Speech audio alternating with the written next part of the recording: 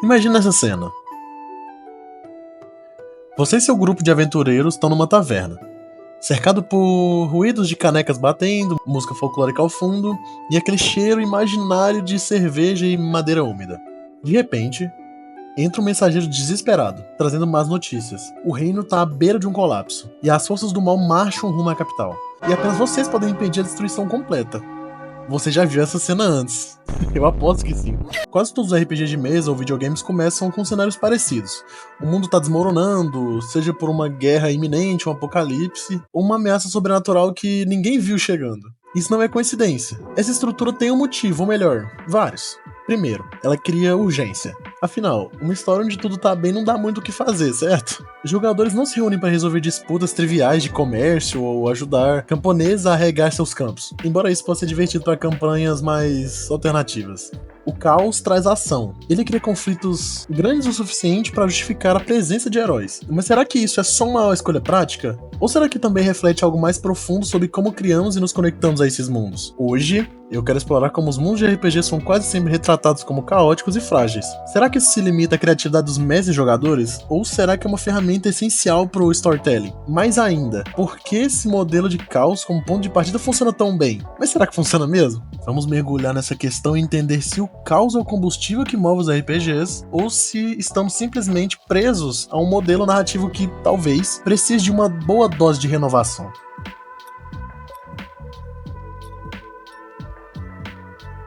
Para a gente entender essa tendência, precisamos primeiro olhar para como o caos opera como uma ferramenta narrativa. Em RPGs, o caos é o gatilho que coloca os jogadores em movimento. Ele cria um senso de urgência e estabelece o tom épico da aventura. Afinal, ninguém quer jogar uma campanha onde está tudo perfeitamente equilibrado, sem conflitos ou perigos reais. O mundo à beira do caos é essencialmente uma promessa de que algo precisa ser feito. Ele coloca os jogadores em um papel de protagonismo imediato, transformando-os em umas peças-chave para salvar o dia, ou às vezes para deixar tudo ainda pior. E isso não é apenas exclusivo de RPGs de mesa, é uma forma que também domina videogames. Só que pra gente entender por que o caos é tão presente nos mundos de RPG, precisamos olhar para a forma de como histórias são contadas. Tanto nos RPGs quanto em outras mídias como videogames, livros ou filmes, toda boa narrativa começa com conflito. É o conflito que impulsiona a trama, dá sentido às ações dos personagens e mantém o público ou os jogadores engajados. Em narrativas clássicas como A Jornada do Herói, de Joseph Campbell, o protagonista sempre começa em um estado de normalidade, um mundo comum, mas logo surge uma ruptura, uma chamada para aventura, geralmente provocada por algum tipo de caos ou desequilíbrio. É esse elemento disruptivo que força o herói a deixar sua zona de conforto e embarcar numa jornada para restaurar a ordem. Nos RPGs, o caos assume um papel semelhante, servindo como o gatilho que dá início à história. Além disso, ele também funciona como um recurso de imersão. Ele não apenas cria tensão e desafio, mas também torna os mundos de fantasia mais vivos e dinâmicos. O mundo que está à beira do caos apresenta cenários ricos e cheios de potencial. Vilas saqueadas, reinos divididos por intrigas políticas, florestas infestadas por monstros ou até mesmo um céu escurecido por presságios apocalípticos. Essas condições tornam o ambiente narrativo mais interessante para os jogadores, oferecendo problemas a serem resolvidos e mistérios a serem desvendados. Em videogames, essa abordagem é igualmente eficaz. O caos é uma forma de dar peso às ações dos jogadores, contextualizando seus desafios e vitórias. Uma narrativa sem conflito ou ameaça significativa pode parecer monótona, enquanto um cenário caótico dá aos jogadores um propósito claro. Essa estrutura também permite que os criadores de jogos introduzam escolhas e consequências, ampliando a sensação de impacto que o jogador tem sobre o mundo. E no RPG de mesa, o caos ele é ainda mais maleável. Os mestres têm liberdade para moldar a intensidade desse caos, equilibrando momentos de desespero com períodos de calma e um alívio cômico. Vai falar que você e seu grupo nunca teve aquele episódio de praia. Essa dança entre ordem e desordem mantém a narrativa fluida e emocionante, permitindo que os jogadores se sintam heróis em um mundo que parece estar desmoronando ao redor deles. O caos, portanto, não é apenas uma ferramenta prática para criar engajamento, ele é uma parte fundamental da forma que construímos histórias. Temos alguns exemplos muito bons de como isso é usado em alguns jogos. The Legend of Zelda Breath of the Wild, o reino de Hyrule está literalmente em ruínas, devastado pelo Calamity Ganon. O jogador acorda em um mundo destruído, onde a maioria das cidades e civilizações já caíram. O caos aqui é tão palpável que até o ambiente reflete isso. Os castelos destruídos, vilarejos abandonados e um senso de constante urgência. Esse cenário coloca o jogador no papel de restaurar a ordem, com liberdade para explorar, mas sempre sob a sombra de uma ameaça iminente. Mass Effect 3 é uma franquia que flerta com o caos desde o primeiro jogo, mas no terceiro, a escala é global. Os Reapers invadiram, a Terra tá sob ataque e cada escolha que o jogador faz pode salvar ou destruir civilizações inteiras. A sensação de um mundo à beira do colapso amplifica o peso das decisões, dando um contexto emocional e estratégico para cada ação do jogador. Em Witcher 3, Geralt vive em um mundo onde guerras devastaram reinos. Monstros espreitam em todos os cantos e alianças políticas são tão mortais quanto qualquer espada. O caos aqui é mais multifacetado. Ele não vem de uma única ameaça, mas de uma combinação de conflitos políticos, guerras civis e forças sobrenaturais. O jogador sente constantemente que o mundo está prestes a desabar, independentemente de suas escolhas. Nesses 3 exemplos, o caos ele é o motor que impulsiona a narrativa. Em Breath of the Wild, o caos dá liberdade ao jogador para explorar ruínas e decidir como enfrentar a ameaça. Em Mass Effect, o caos cria peso emocional. E já em The Witcher, ele adiciona complexidade, pois não há uma única solução para consertar o mundo. O caos é parte do próprio sistema.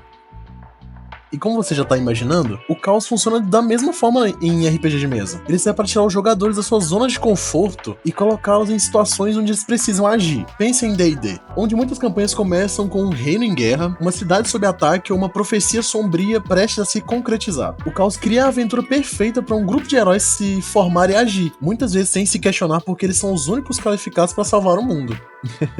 Por exemplo, para a famosa campanha da Maldição de Strahd, não só coloca os jogadores em um mundo à beira do caos, no caso, o domínio de Baróvia, como os faz sentir que o caos é inescapável. As terras estão assombradas por uma presença quase invencível e a decadência está presente em todos os aspectos. São eles: aldeões desesperados, igrejas profanadas e um céu perpetuamente cinzento. Esse cenário ele cria uma tensão tão constante que motiva os jogadores a enfrentarem desafios aparentemente impossíveis. Outro exemplo muito bom também, o compêndio da Tirania dos Dragões, que compila o Tesouro da Rainha Dragão e a Ascensão de Tiamat. O caos vem na forma de cultos que ameaçam ressuscitar Tiamat, a tal deusa dos dragões. A simples ideia de que o destino do mundo está em jogo já posiciona os jogadores como salvadores, mesmo que eles ainda sejam personagens de nível baixo. O caos é um gatilho narrativo universal, tanto nos videogames quanto nos RPGs de mesa. Ele não só motiva ações, como também define a escala da história. Mas será que isso se limita à criatividade?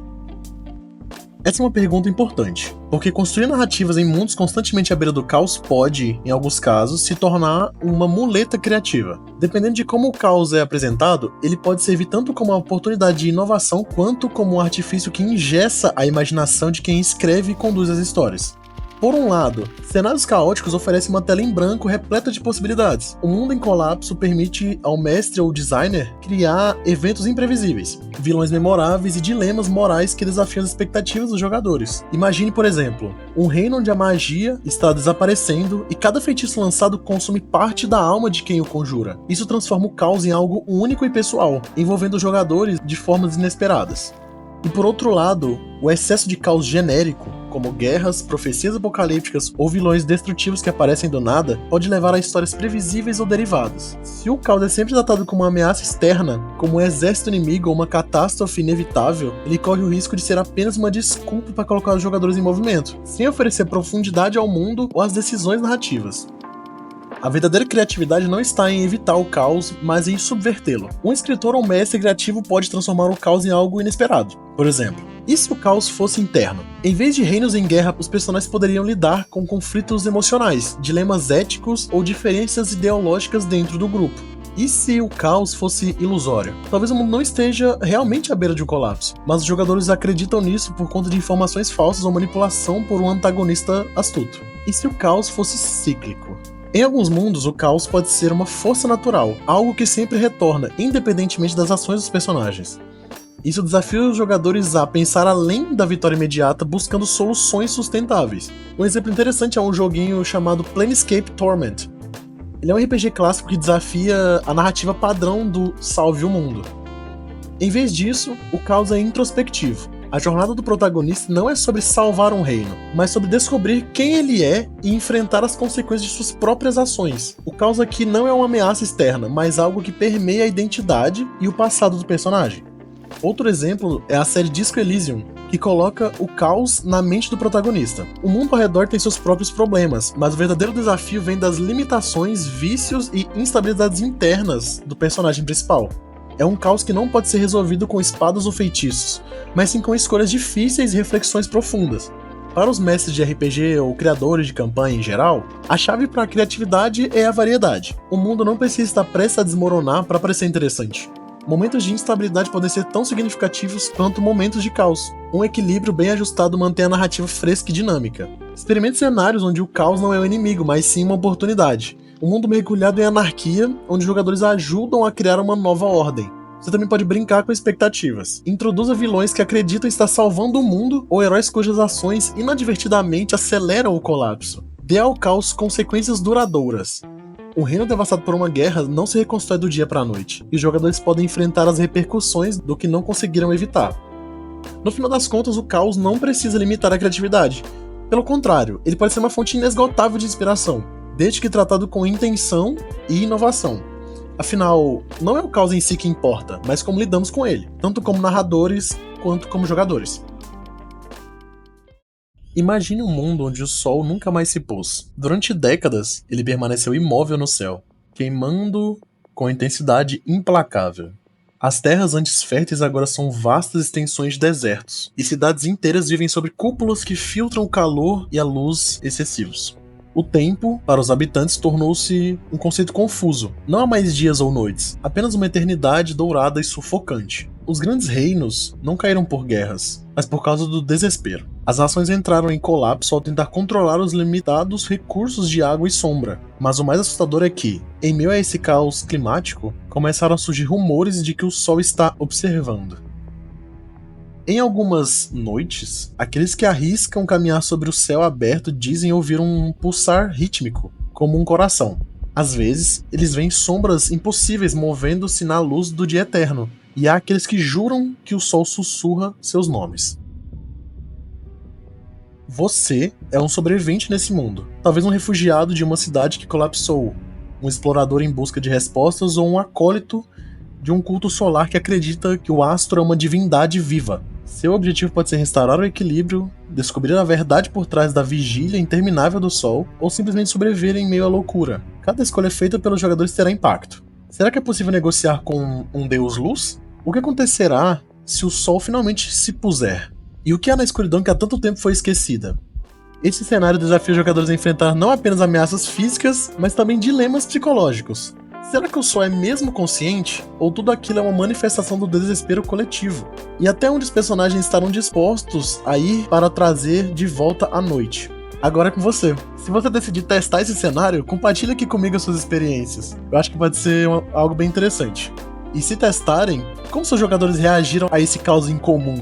Eles desbravaram os desertos sobre o Sol eterno ou mergulharam no mistério dessa vigília? Deixe nos comentários como sua campanha se desenrolou e que elementos você trouxe para enriquecer essa jornada. Eu vou adorar ouvir sobre soluções criativas ou desastrosas que vocês se propuseram a fazer. Sejam bem-vindos ao Baú do Doppler.